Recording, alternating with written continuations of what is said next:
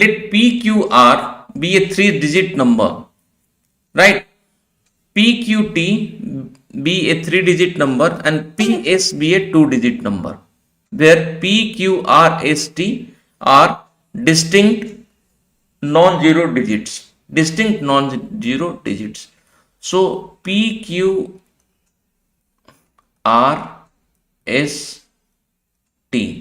ये क्या है? डिस्टिंक्ट नॉन जीरो डिजिट्स, मतलब 1 2 3 4 5 6 7 8 एंड 9.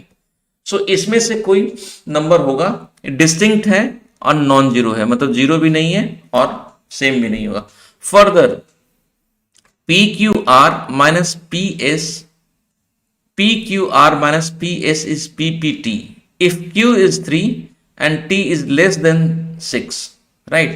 अब देखिए इसमें क्या है, this is basic minus PS, ये आपका बेसिक जो एडिशन का मेथड है ना, ये उससे जुड़ा हुआ है. और ये क्वेश्चन थोड़ा सा ट्विस्ट किया गया है, बट ये आप देखिए, क्या मैं इस चीज को इस तरीके से लिख सकता हूं? देखिए माइनस करने में थोड़ी सी दिक्कत होती है, आप इसको एडिशन में कन्वर्ट कर दीजिए. एडिशन में कैसे कन्वर्ट करेंगे? Can we write this as PPT plus PS is equal to PQ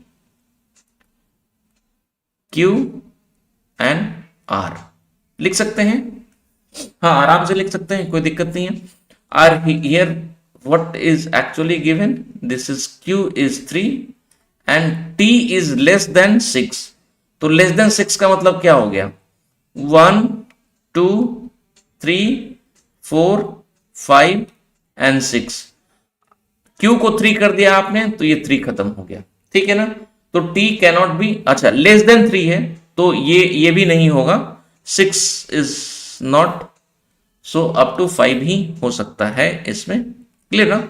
चलिए अब देखते हैं अब क्या है.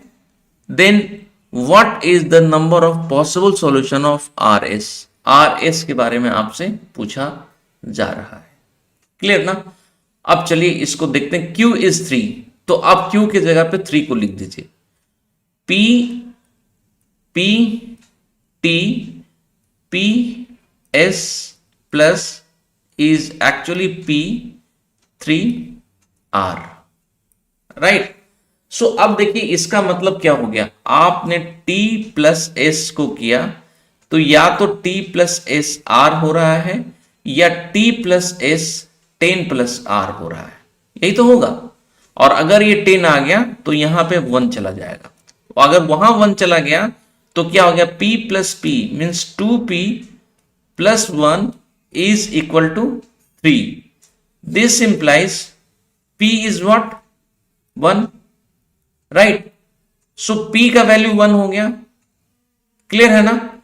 तो अगर P का वैल्यू 1 हो गया तो ये पूरा जो आपने लिखा हुआ था इस पूरे का वैल्यू चेंज हो गया और वो आ गया 1 1 T plus 1 S is 1 3 R and this is plus.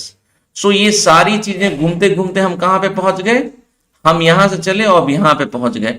अब हमें सिर्फ और सिर्फ इस पे कंसंट्रेट करने का है. अब देखिए यहां से क्या हो गया, आपका P का वैल्यू 1 आ गया. अगर P का वैल्यू 1 आ गया तो आपने यहां पे 3 को तो यूज कर ही लिया था, आपने 1 को भी यूज कर लिया. तो अब किसी भी चीज का वैल्यू आपका 1 नहीं हो सकता, बिकॉज आपने 1 को यहां से यूज कर लिया है, राइट? सो अब ये आंसर, अब ये फाइनली आपके पास आ गया. अब आपको देखिए क्या करने का है, आपको R और S का कॉम्बिनेशन बताने का है. तो आप केस फर्स्ट में ले लीजिए कि व्हेन, केस फर्स्ट में लीजिए से T इज, आप T का वैल्यू 1 तो नहीं कर सकते. देखिए T का वैल्यू क्या हो गया 2 4 5, तो T का वैल्यू आप 2 ले लीजिए. आपने जैसे ही T का वैल्यू 2 लिया, ये एक्सप्रेशन क्या हो गया 1 1 2 plus 1 S is 1 3 R. Right. अब देखिए इसमें s का वैल्यू क्या हो गया, अगर आप s का वैल्यू यहां पे 7 देंगे तो ये 9 होगा, नहीं हो सकता, राइट, क्योंकि इसको डबल डिजिट का होना है। तो 8 अगर रहेगा, अगर आपने यहां 8 दिया तो r का वैल्यू क्या होगा, 0।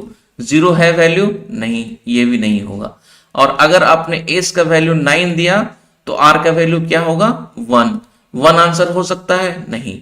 तो इसका मतलब क्या हो गया, केस 1 में जब आपने t का वैल्यू 2 लिया तो इसका कोई भी सॉल्यूशन नहीं है। तो केस 2 में लीजिए t का वैल्यू क्या होगा, 4। जब आपने t का वैल्यू 4 लिया तो ये एक्सप्रेशन क्या हो गया, 114 प्लस इसको देखिए 1s इज 13r, राइट। अब देखिए s का वैल्यू अगर आप 6 दे सकते हैं, नहीं 6 देंगे तो ये 0 हो जाएगा, नहीं होगा। 7 दीजिए तो r का वैल्यू क्या आएगा, 1 आ गया। 1 वैल्यू हो सकता है, नहीं, ये नहीं हो सकता।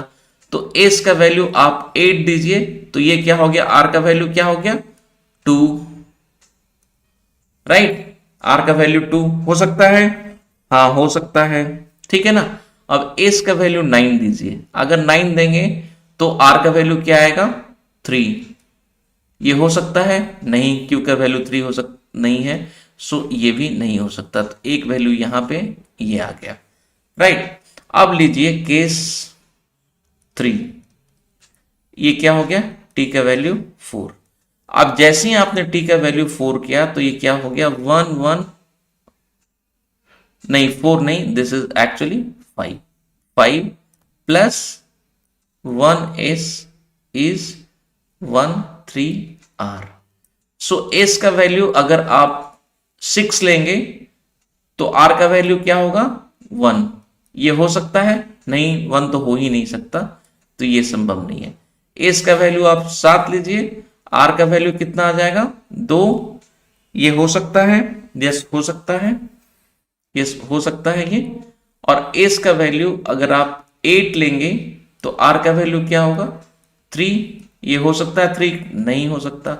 और s का वैल्यू अगर आप 9 ले लेंगे तो r का वैल्यू क्या होगा, 4 होगा, राइट। तो ये भी हो सकता है, ये होगा एंड ये हुआ, राइट। सो क्या आर एस का आपके पास टोटल कितना सॉल्यूशन आ गया, अगर आप इसको लिखेंगे तो r इज 2, 8, दूसरा क्या हो गया 2, 7 एंड तीसरा हो गया 4, 9। सो कितने कॉम्बिनेशन हो गए, 3। तो देखिए क्या था, क्वेश्चन बिल्कुल बेसिक से है, इसमें जो भी आपने अरिथमेटिक का जो कुछ भी कॉन्सेप्ट यूज किया, क्या वो डिफिकल्ट था, नहीं, डिफिकल्ट नहीं है। थोड़ा क्वेश्चन आपके मेंटल एबिलिटी कंसंट्रेशन को चेक कर रहा है, पर इस क्वेश्चन को सॉल्व करने में एग्जामिनेशन हॉल में आपको 3 मिनट से ज्यादा लग जाएगा, राइट। इसमें कोई प्रॉब्लम नहीं है कि क्वेश्चन अच्छा नहीं है, आप इसको अटेम्प्ट भी करें, कोई दिक्कत नहीं है, पर इसको फर्स्ट राउंड में ना कर करके आप सेकेंड राउंड में करें।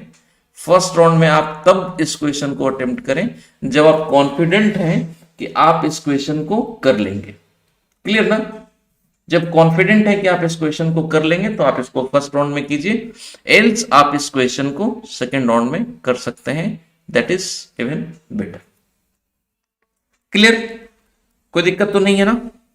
चलें, अभी तक काफी बैक टू बैक हमने क्वेश्चंस किए जो सेकेंड राउंड वाले निकले, थोड़े कॉम्प्लिकेटेड, थोड़े ट्विस्टेड।